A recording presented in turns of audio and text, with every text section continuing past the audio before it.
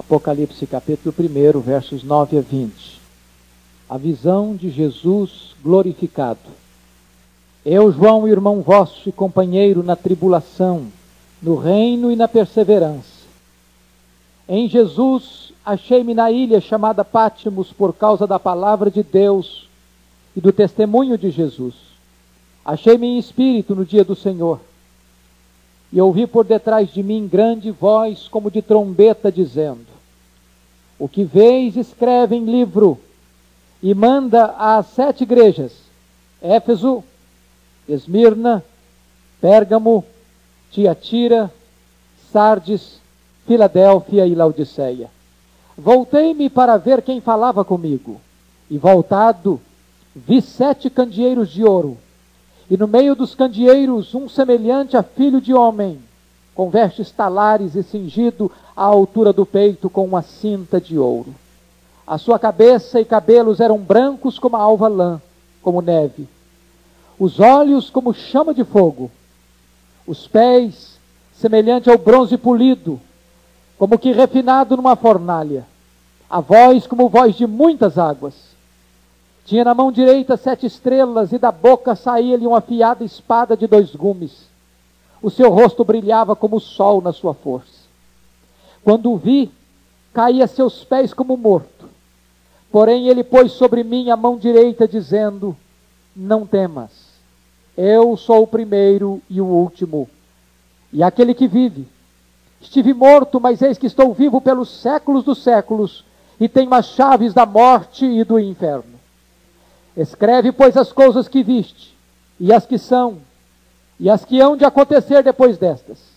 Quanto ao mistério das 7 estrelas que viste na minha mão direita, e aos 7 candeeiros de ouro, as 7 estrelas são os anjos das 7 igrejas, e os 7 candeeiros são as 7 igrejas. O livro de Apocalipse, um livro, uma pessoa e um plano singular. Vejam vocês que João está recebendo aqui a revelação do Cristo glorificado. E ao mesmo tempo recebendo uma ordem. Escreve o que vês em livro. A revelação não era uma revelação subjetiva, para ser guardada apenas por João, para o seu deleite. Mas uma visão que deveria ser fielmente escrita e enviada às igrejas, não apenas da Ásia, mas às igrejas de Cristo em todas as épocas e em todos os lugares. Se este livro deveria ser, estas visões deveriam ser colocadas em livro, precisamos perguntar quais são as características deste livro. E nesta noite, de forma introdutória, eu gostaria de elencar 9 características do livro de Apocalipse, que são particulares, que são singulares, que são peculiares a este livro. Em primeiro lugar, o livro de Apocalipse é um livro centrado na pessoa de Jesus Cristo. É a revelação de Jesus Cristo. Não apenas a descrição de fatos futuros que hão de acontecer, mas sobretudo é a descrição do Cristo glorioso, glorificado, exaltado, o noivo da igreja, soberano, Senhor dos senhores, Rei dos reis, aquele que reina para sempre. Em segundo lugar, o livro de Apocalipse é um livro aberto. Ao contrário do que muitas pessoas pensam, que é um livro misterioso, fechado, selado, imperceptível na sua mensagem, o que nós encontramos neste livro, que ele é a revelação de Jesus Cristo.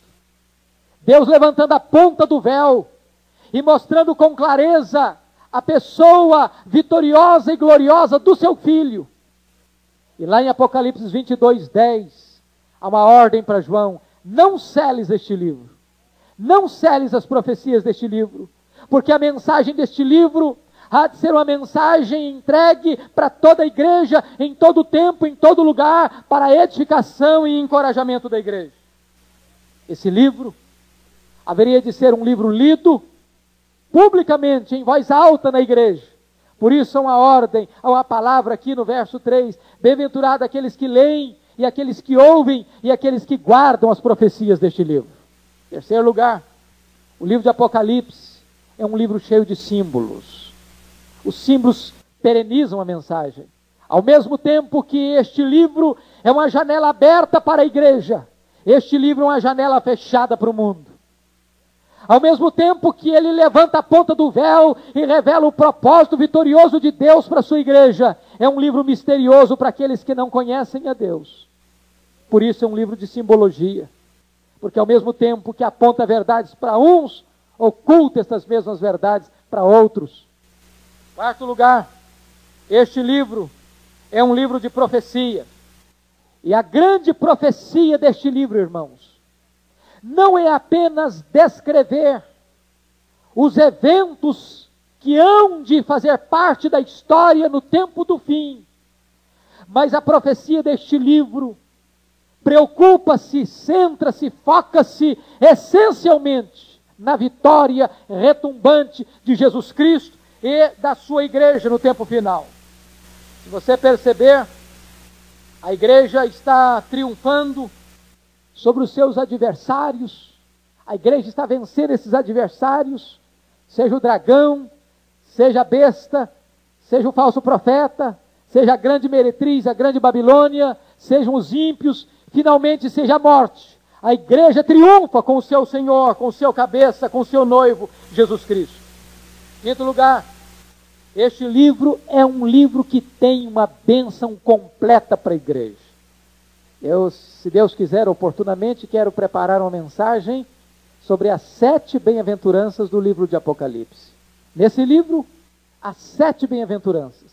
E 7 é o número completo. Bem-aventurado aqueles que leem, aqueles que ouvem, aqueles que guardam as profecias deste livro.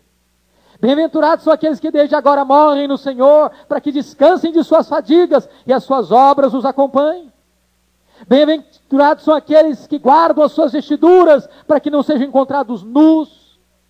Bem-aventurados são aqueles que são chamados às bodas do Cordeiro. Bem-aventurados são aqueles que receberem e passarem pela primeira ressurreição. Bem-aventurados são aqueles que lavaram as suas vestiduras no sangue do Cordeiro. É um livro de bem-aventuranças.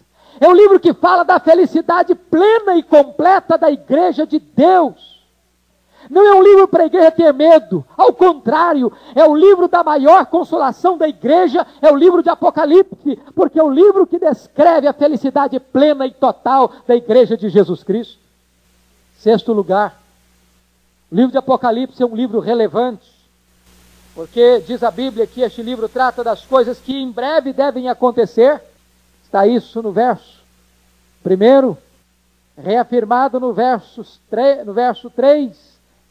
O tempo está próximo, e quando você vai examinar o que significa esta expressão, as coisas que em breve, ou próximo devem acontecer, não está pensando basicamente na questão cronológica, mas no aspecto repentino dessas coisas acontecerem. Isto porque o tempo de Deus não é o tempo nosso. Para Deus, 1000 anos é como um dia, e um dia como 1000 anos. É por isso que a ordem de Deus para a igreja é: vigiai, estai apercebidos, porque não sabeis nem o dia e nem a hora. Vigiai para que este dia não vos encontre dormindo, sem vigilância, despreparados. De tal maneira que este livro é relevante porque ele alerta a igreja em qualquer tempo, em qualquer época, que a igreja precisa estar preparada para ouvir a voz do seu noivo e encontrar-se com ele. Sétimo lugar, esse livro é um livro majestoso. O Apocalipse é o livro do trono de Deus. O trono de Deus, ou a palavra trono, aparece nesse livro 46 vezes. É o livro que mostra que o nosso Senhor reina, que Ele governa, que Ele está no trono, que Ele é soberano, que as rédeas da história estão nas suas mãos. Ainda que você olhe agora e veja a criminalidade campeando, a corrupção campeando, ainda que você veja a injustiça prosperando, ainda que você veja catástrofes, ainda que você veja a história como que parecendo sem leme, sem rumo, A história está nas mãos do nosso Senhor, e Ele está no trono, e a história não está sem rumo, sem norte. A história caminha para a sua consumação final e gloriosa, porque o nosso Senhor está no seu trono. Em oitavo lugar, este livro é um livro universal. Você encontra João vendo nações, vendo povos, como parte deste glorioso programa de Deus. Que coisa fantástica. As ilhas mais remotas, as nações mais distantes, as etnias mais escondidas, aquelas que já desapareceram da história, aquelas que já foram extintas, aquelas tão pequenas ao ponto de não se ter nenhuma preocupação com elas. Diz a Bíblia que todos os povos, todas as etnias, todas as raças, todas as línguas, todas as nações estão incluídas e embutidas neste plano glorioso e vitorioso de Cristo Jesus, porque Ele morreu para comprar com o seu sangue os que procedem de todo povo, toda tribo, toda língua, toda nação. Finalmente, irmãos, nono lugar, este livro é um livro apoteótico. Apoteótico. Este livro é o clímax da Bíblia. É o apogeu da revelação de Deus. Tudo aquilo que foi começado lá no Gênesis será consumado no Apocalipse. Aquilo que Deus iniciou, Ele não vai deixar no meio do caminho. Aquilo que Deus começou a fazer não vai ficar pelas metades. Deus vai concluir todas as coisas e consumar todas as coisas de forma plena, vitoriosa, gloriosa, triunfal. E este livro é a vitória final, consumadora, apoteótica de Jesus Cristo, o noivo da igreja, e da igreja a noiva de Cristo. Agora que já olhamos as características desse livro, importa-nos olhar esta primeira visão que João está tendo. Agora eu chamo a sua atenção para os versos 9 a 20. A primeira coisa que você vai encontrar nesta narrativa é que o escritor se apresenta. Ele é introduzido nessa cena. Veja você, versículo 9. Eu, João. E veja que no verso 9, no verso 8, existe um outro eu. Eu sou o Alfa e o Ômega, diz o Senhor. Deus, aquele que é, que era e que há de vir, o Todo-Poderoso. Diante da revelação suprema de Jesus, agora ele se introduz como aquele receptáculo, como aquele veículo que vai receber esta gloriosa visão. Eu, João, irmão vosso e companheiro na tribulação. Preste atenção num detalhe fundamental aqui.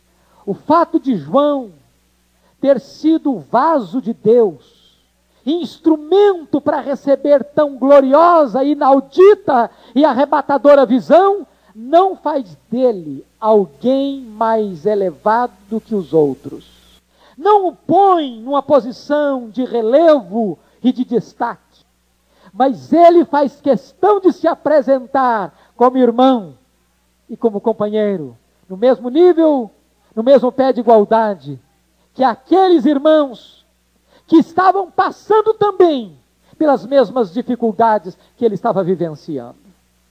Isso para nós é uma lição de alerta, para aqueles que hoje se auto-intitulam mais importantes, mais destacados, mais relevantes do que as outras pessoas, membros da família de Deus. Você percebe um outro fato interessante, é um homem que participa das alegrias e das provas da igreja. Olha, por favor, 3 aspectos aí no texto. Irmão vosso, companheiro na tribulação, no reino e na perseverança. Por favor, atente para essas 3 palavras. Irmão na tribulação. A igreja de Cristo, uma igreja que recebeu como quinhão a tribulação neste mundo. No mundo tereis aflições. Importa que por meio de muitas tribulações entremos no reino. A igreja, desde que nasceu na terra, ela nasceu debaixo de tribulação. Jamais foi poupada de tribulação. Ela vai enfrentar a tribulação até o final. E se você vê o esboço dessa tribulação, é só ler Mateus capítulo 24. Porque lá em Mateus 24, há 4 fases desta tribulação, dos versos 4 a 8, quando o Senhor Jesus alerta a igreja: ficai de sobreaviso para que ninguém vos engane. Surgirão muitos falsos profetas, falsos mestres, e haverá guerras, rumores de guerras, terremotos, fome. Nações se levantarão contra nações, reino contra reinos. Não vos assusteis, que é apenas o começo das dores. Essa é a primeira fase da tribulação da igreja. Depois vem a segunda fase, dos versos 9 a 14, que são os tormentos de perseguição, de opressão, de cerco, de derramamento de sangue, da igreja sofrendo por causa da sua fidelidade. Agora, não são fatos que estão acontecendo apenas entre as nações, mas fatos que estão acontecendo na direção da igreja, para persegui-la, para feri-la, para maltratá-la. E agora, a palavra de Deus vai nos mostrar que esses são os momentos de tormentos. Mas os versículos 15 a 28, o Senhor Jesus Cristo começa a descrever o período chamado da grande tribulação. São aqueles períodos que vão anteceder a volta do Senhor Jesus Cristo. É o mesmo período que Paulo diz do período da apostasia e da manifestação do homem da iniquidade. Quando a igreja passará pelo vale da dor, do martírio, da perseguição crudelíssima. Mas a igreja vai vencer o diabo, vai vencer o anticristo, pela palavra do testemunho, pelo sangue do Cordeiro. Em último lugar, diz a Bíblia que depois desta grande tribulação, o sol se apagará, a lua se converterá em sangue, as estrelas cairão do firmamento, então aparecerá no céu o sinal do Filho do Homem vindo com grande poder e muita glória, e se assentará no seu trono para julgar as nações. A igreja é uma igreja que passa por tribulações, disse o Senhor. Em consequência disso, diz o capítulo 24 de Mateus, versos 10 a 12, que muitos vão se apostatar. Porque os falsos crentes, apenas de rótulo, não suportarão as pressões, não tolerarão ser perseguidos, e vão negar a Jesus, e vão bandear para o lado do falso profeta e do anticristo. Mas aqueles que forem selados por Deus, ainda que morram, vencerão o anticristo, porque não aceitarão a sua autoridade. Diz a Bíblia que por esses problemas de tribulação, também o amor entre os irmãos se esfriará. Por se multiplicar a iniquidade, o amor de quase todos se esfriará. E é nesse contexto, irmãos, é que João está dizendo: eu sou irmão vosso na tribulação, mas louvado seja Deus, ele também é irmão no reino. Por que que João diz reino? Porque a igreja de Deus, no meio da perseguição, ela não olha para aquilo que passa, ela olha para aquilo que vem. Nós já estamos no reino, o reino já está em nós, o reino já foi estabelecido na nossa vida, mas não na sua plenitude ainda. Não na sua plenitude. Quando o nosso noivo vier, quando o Rei dos Reis fizer soar a sua trombeta, então este reino que já há de vir na sua plenitude. Então diz a Bíblia que todos os inimigos dele estarão debaixo dos seus pés. E ele então entregará o reino ao Deus e Pai, para que ele seja tudo em todos. A igreja é esta noiva que olha com muita expectativa para a chegada do seu noivo. A igreja é este reino de súditos que aguarda a chegada do Rei dos Reis. A igreja é uma comunidade de espectadora, porque ela é a comunidade que aguarda a chegada plena do reino de Deus. E como deve aguardar? De que maneira esperar? Diz João, na perseverança. E o que significa perseverança? A palavra perseverança é uma palavra grega que significa paciência triunfadora. A igreja passa por angústias, passa por provas, passa por lutas, e talvez você que está sentado aqui nesses bancos esteja passando por momentos amargos na sua vida, por momentos de tribulação na sua vida, por momentos dificílimos na sua jornada, mas neste momento você não olha para a crise, você não olha para a tribulação, porque entre a tribulação e o reino existe um estado de espírito que deva fortalecer você, que é uma atitude de paciência triunfadora, é a perseverança em Jesus. Depois que João se apresenta, ele vai mostrar as circunstâncias que fizeram parte desta revelação que ele recebe. Veja os versos 9 e 11 ainda.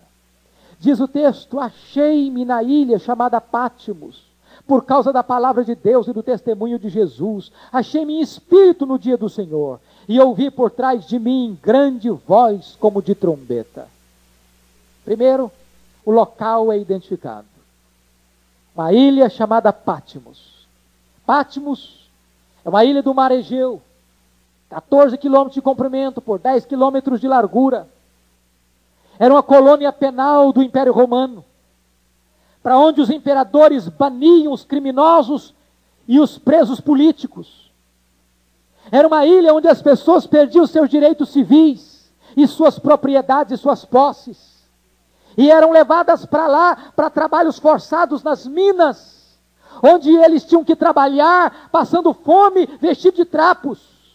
E diz as Escrituras que João se encontra na ilha de Pátimos, certamente no governo de Domiciano, chamado Segundo Nero, porque foi o imperador que arrogou para si o título de Senhor e Deus, e abre contra a igreja crudelíssima perseguição.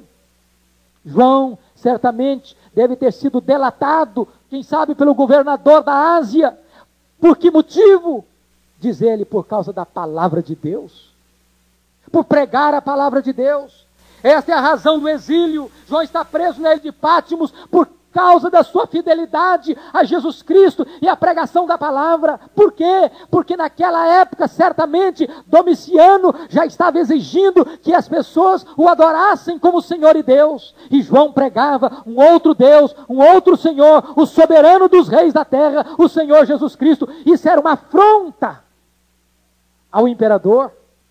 E desta forma João é perseguido. Mas louvado seja Deus, queridos. O apóstolo João mesmo sofrendo humilhação, prisão, fome, exílio, trabalhos forçados por amor à palavra de Deus. Diz a Bíblia que ele não apenas se achava em Pátimos, mas diz o texto: achei-me em espírito. Louvado seja o Senhor. Fisicamente ele estava em Pátimos. O Império Romano o impediu de contactar-se com seus irmãos, de relacionar-se com seus irmãos. Mas o Império Romano não pôde impedi-lo de estar em contato com o trono de Deus. Pôde impedi-lo de relacionar-se com as pessoas, mas não pôde impedi-lo de relacionar-se com Deus vivo, nem de Deus se revelar a ele. Irmãos, que gloriosa verdade é essa na história da igreja. Quantas vezes as forças deste mundo se levantaram contra a igreja. Quantas vezes irmãos nossos foram encerrados em prisões. Quantas vezes irmãos nossos foram colocados nas arenas. Quantas vezes eles foram trucidados truculentamente. Mas nunca, nenhum homem, nenhum poder na terra, nenhum poder do inferno pode impedir a igreja de adentrar a sala do trono, de ter comunhão com Deus, de ter alegria em Deus, de ter contato com o céu e de receber do céu força, alento e visão para a sua caminhada. É isso que está acontecendo aqui. Ele está em Pátimos, mas também está em espírito. E em espírito, o Senhor Jesus glorificado se revela a ele de maneira esplêndida e gloriosa. O que eu acho maravilhoso é que Deus transforma os planos dos homens, ainda que loucos, desvairados, em instrumentos para a consumação dos seus projetos gloriosos. Diz o Salmo 2, que quando os homens e os reis da terra se levantam para se insurgir contra Deus e contra o seu Cristo, o Senhor se ri no céu. Deus dá gargalhada no céu. Sabe por quê? Porque é tolice alguém enfrentar o Todo-Poderoso. É tolice alguém querer deter o braço do Deus onipotente. É tolice alguém resistir ao soberano Senhor dos céus e da terra e prevalecer. O Império Romano quis amarrar este vetusto apóstolo e lançá-lo no exílio. Mas o exílio torna-se a porta do céu. O exílio torna-se o instrumento que Deus vai usar para se revelar de forma gloriosa e o seu plano glorioso à igreja por todos os tempos. Diz a Bíblia que esta revelação João a recebe no dia do Senhor. Achei-me espírito no dia do Senhor. Possivelmente no dia que João estava adorando a Deus. Dia que ele estava celebrando a ressurreição do seu Senhor. O dia que ele estava em comunhão de espírito com aqueles irmãos e companheiros da tribulação que estavam passando por lutas e provas. Nesse dia, exatamente nesse dia, ele recebe a visão do Cristo glorioso. E se você perceber, ele está recebendo esta visão para ser transmitida.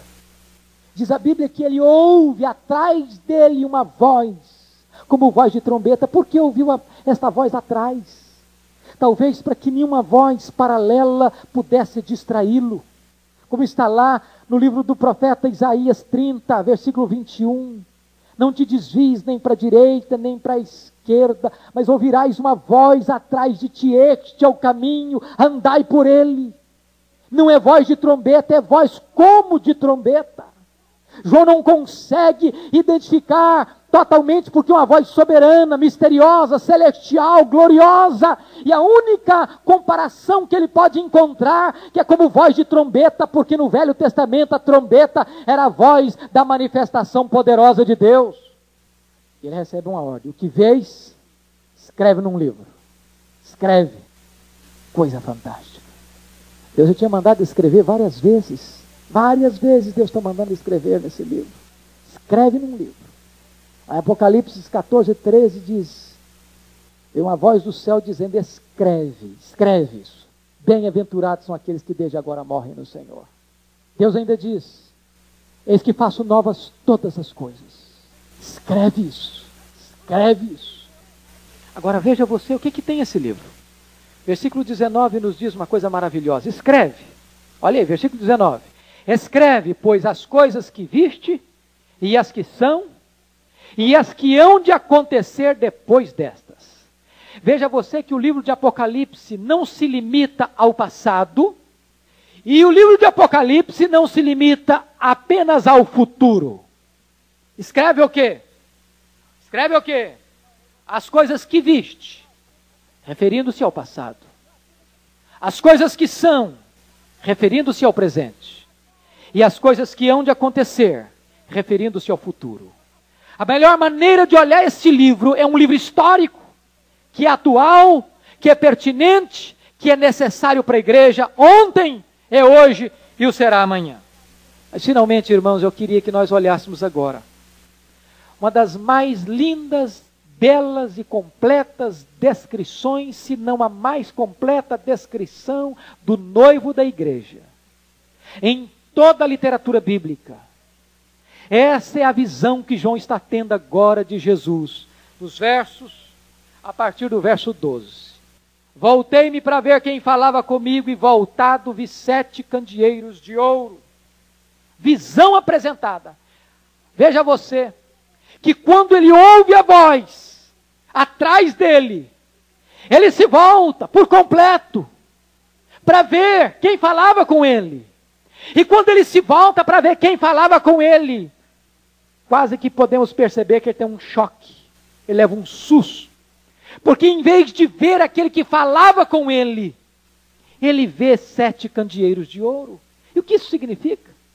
Significa que ninguém pode ver o Cristo glorificado a não ser através da igreja. Esta é uma das verdades mais profundas para os nossos dias. Que a igreja é fundamental. Não existe pessoa crente sem igreja. A igreja é o corpo de Cristo. A igreja é a noiva do Cordeiro. E por que que a igreja é necessária? Porque quando ele volta para ver, ele vê 7 castiçais de ouro, 7 lâmpadas, 7 candelabros. Ele olha para ver, e diz a palavra que ele voltou e viu 7 candeeiros, cada candeeiro representando uma igreja. Ele olha para ver Cristo e vê a igreja. O que é a igreja? A igreja é a luz do mundo. Por isso, o símbolo da igreja aqui é um candelabro, é uma tocha, é uma lâmpada. O que é tremendo, irmãos, é que Jesus vai dizer para a igreja de Éfeso, consequentemente para todas as igrejas, que se a igreja deixar de brilhar, se a igreja deixar de ser luzeiro no mundo, o Senhor da igreja é capaz de remover este candeeiro do seu lugar. Olha a responsabilidade da igreja. Está lá no capítulo de número 2, versículo 5. Lembra-te, pois, de onde caíste, arrepende-te, volta à prática das primeiras obras, e se não, vem a ti, e moverei do seu lugar o teu candeeiro, caso não te arrependas. A finalidade da igreja é ser luz no mundo, e se ela apaga essa luz, ela não tem razão de existir e de ser. E as 2 figuras que João usa são 2 figuras análogas: estrelas e candeeiros. O verso 16 diz que ele está segurando na mão direita as 7 estrelas, que são os anjos das 7 igrejas. Estrela existe para brilhar. Candeeiro existe para brilhar. Não importa a interpretação que venhamos a dar o que significa anjos, porque há uma diversidade de entendimento entre os estudiosos da Bíblia, mas talvez o consenso maior é que esses anjos aqui estejam se referindo aos próprios líderes da igreja, aos pastores da igreja. Há outros estudiosos que entendem que seria restringir demais a liderança da igreja e entendem que as estrelas aqui estejam representando uma outra figura da própria igreja, de tal maneira que tanto estrela quanto candelabro refere-se à própria igreja como luz do mundo.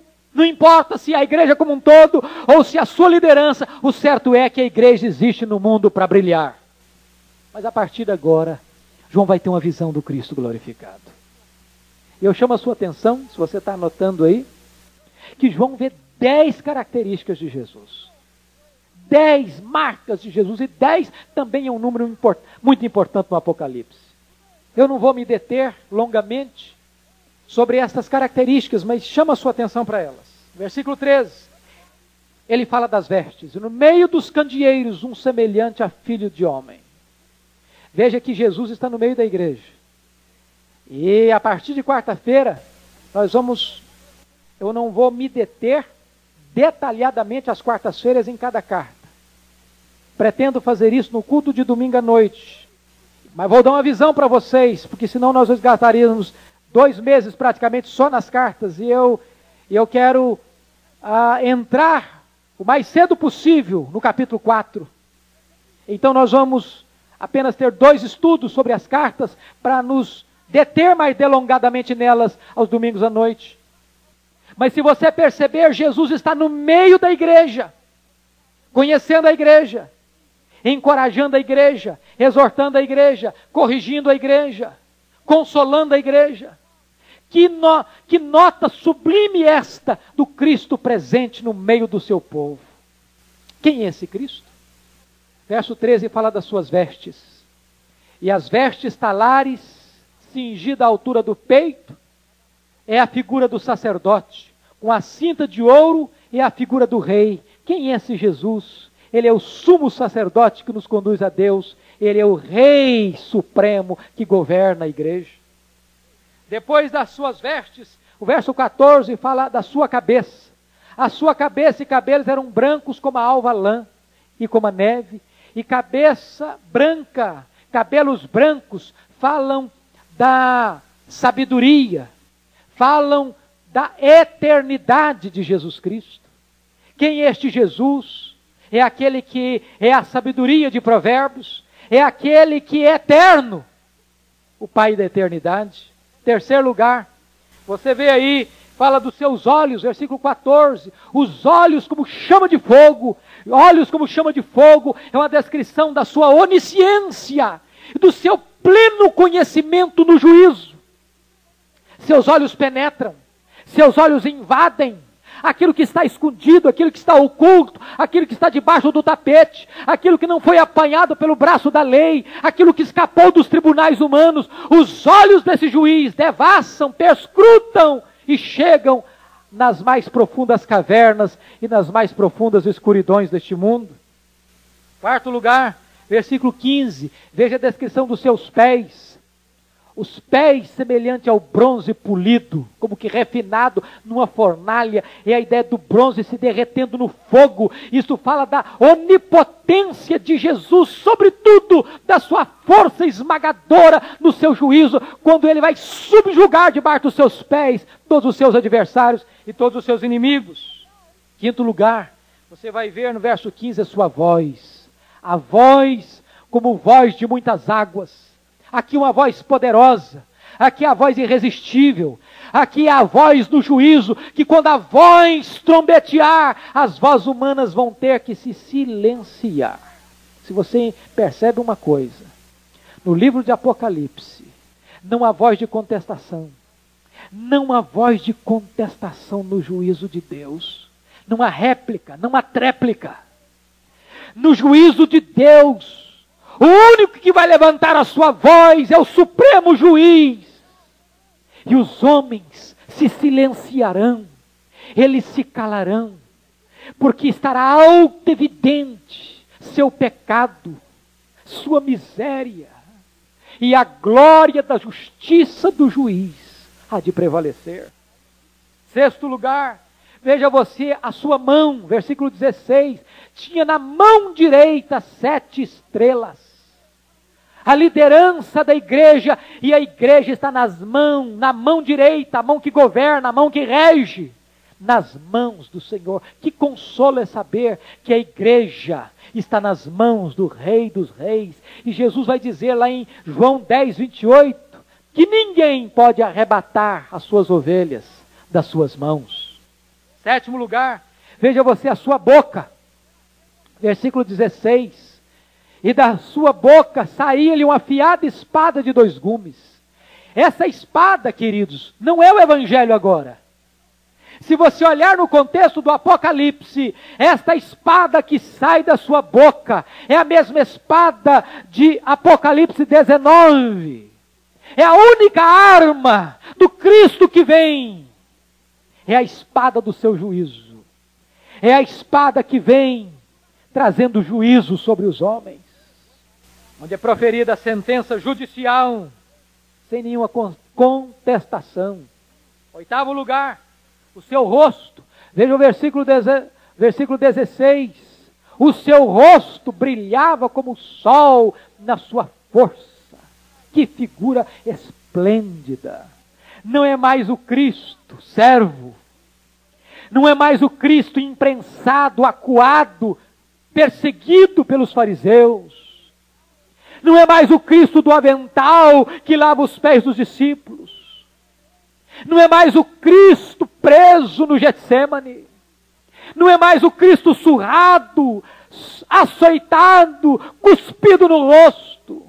Não é mais o Cristo com a face sulcada de feridas e de suor e sangue. Mas agora é a visão do Cristo da glória, cuja face brilha como o sol no seu fulgor. Nono lugar, qual é a figura desse Cristo glorificado? Versículo 17.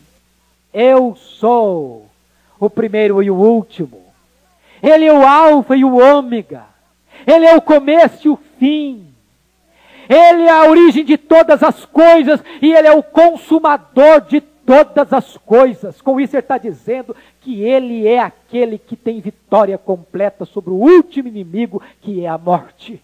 Ele é o A e o Z, o alfa e o ômega, o começo e o fim. Finalmente, 10º lugar, Ele é aquele que tem a vitória completa e triunfal. Veja verso 18. Aquele que vive. Estive morto, mas eis que eu estou vivo pelos séculos dos séculos, e tenho as chaves da morte e do inferno. Quando João vê esse Cristo glorioso, ele percebe que é o mesmo Cristo da cruz, é o mesmo Cristo da manhã da ressurreição, é o mesmo Cristo que venceu a morte, é o mesmo Cristo da glória, é o mesmo noivo, é o mesmo juiz, é o mesmo soberano da terra, é o mesmo Senhor absoluto. E agora ele diz, eu tenho as chaves. Quem tem a chave tem autoridade, quem tem a chave tem poder. E Jesus disse, eu tenho toda a autoridade nos céus e na terra. Lá no capítulo 3, verso 7, o Senhor Jesus Cristo vai dizer à igreja de Filadélfia que ele tem a chave de Davi, que ele fecha e ninguém abre, ele abre e ninguém fecha. Esta chave de Davi é a chave do céu. Louvado seja Deus! O nosso Senhor tem a chave do céu. Ele quem abre a porta do céu, porque Ele é a porta. É Ele quem convida, vinde a mim.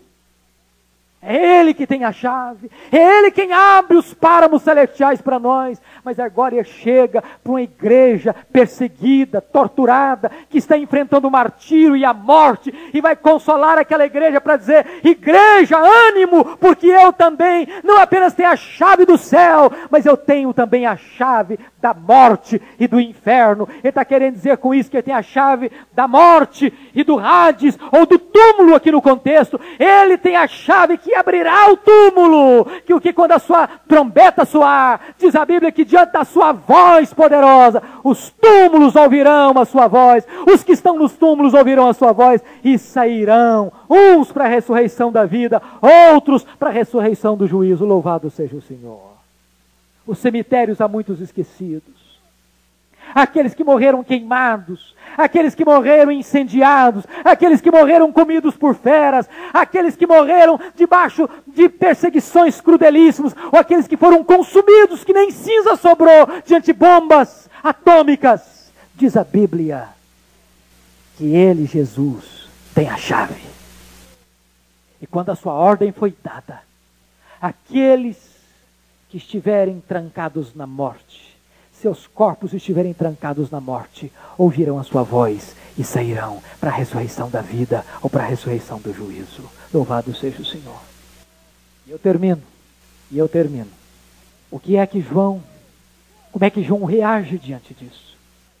Diante de um Cristo da glória. Como é que a igreja reage?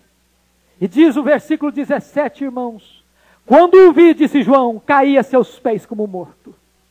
É impossível ter uma visão da glória de Cristo sem nos prostrarmos aos seus pés. Foi esta visão que Moisés teve na sarça e prostrou. Foi esta visão que Daniel teve, e diz a Bíblia que esvaíram-se suas forças e ele desmaiou como morto. Foi esta visão que Ezequiel teve e caiu também com o rosto em terra. Foi esta visão que Isaías teve e também não suportou a glória de Deus. Foi esta visão que Pedro teve diante da divindade de Cristo. Senhor, afasta-te de mim porque eu sou um pecador. Foi essa visão que Paulo teve no caminho de Damasco e caiu ao chão desmaiado. Quando a igreja tem uma visão da glória do seu Senhor, esta igreja se prostra. É lamentável que tantas pessoas hoje estejam banalizando a glória de Deus. Pessoas que a granel estão caindo, dizendo que estão caindo diante da glória de Deus. É impossível. É impossível banalizar a glória do Rei da Glória. É impossível. Aqueles que têm uma visão do Cristo da glória não suportam esta glória, deste corpo de carne, porque o nosso Senhor da glória é aquele que habita em luz inacessível. E o que acontece quando ele cai? O mesmo Cristo que segura as estrelas na sua mão direita, que sustenta a igreja, é o Cristo que vai pôr a sua mão direita sobre João e dizer para ele, não temas, não temas, eu sou o primeiro e o último, aquele que vive, mas estou vivo pelos séculos dos séculos. O Cristo da glória toca e fala. O Cristo da glória é aquele que levanta o caído. O Cristo da glória é aquele que restaura o fraco. O Cristo da glória é aquele que põe de pé aqueles que se prostram aos seus pés. Que Deus nos ajude, como igreja, a termos uma visão do nosso noivo, do Senhor da igreja, do nosso amado Salvador e Senhor. Que tenhamos mais reverência diante dele. Que tenhamos uma visão mais clara da sua majestade, da sua santidade, da sua grandeza, do seu poder. Para que quando estivermos diante dele, também nos curvemos e o adoremos. Que Deus nos abençoe. Que Deus nos encante com a beleza de Jesus. Que Deus nos encante com a revelação do nosso noivo, o Rei da Glória. Amém.